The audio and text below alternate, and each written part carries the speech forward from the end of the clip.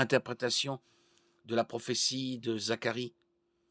Le prince de la paix reviendra sur le mont des Oliviers et entrera à Jérusalem par la porte de l'Est, rouverte et très répandue, et donne lieu à de nombreuses spéculations dramatiques sur la manière dont la porte de l'Est sera ouverte et sur le moment où elle le sera. Zacharie 14, 4. Cependant, cette interprétation pose quelques problèmes au niveau des textes. Tout d'abord, il est difficile de relier la porte orientée vers l'Est d'Ézéchiel à la porte orientale de la vieille ville de Jérusalem. Ézéchiel précise que la porte qu'il a vue est la porte extérieure du sanctuaire. Ézéchiel 44, 1. C'est-à-dire qu'il s'agit d'une porte de la cour du temple et non d'une porte de la ville. Deuxièmement, la porte orientale de Jérusalem n'est pas celle que Jésus a franchie lors de son entrée triomphale. La porte orientale moderne n'a été construite que des siècles après l'époque du Christ.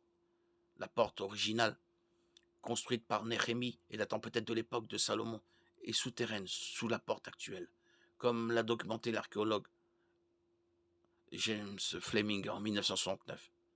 C'est par la porte inférieure, aujourd'hui souterraine, que Jésus serait entré à Jérusalem en l'an 30. Troisièmement, le temple qu'Ézéchiel aperçoit dans les chapitres 40-47 n'est pas le même temple que celui où Jésus se trouvait. Et la Jérusalem qu'il décrit est très différente de la vieille ville de Jérusalem que nous connaissons aujourd'hui. Le temple millénaire, le troisième temple mesuré par Ézéchiel, est nettement plus grand que les deux premiers temples. Et la Jérusalem du millénaire aura 12 portes et non 8.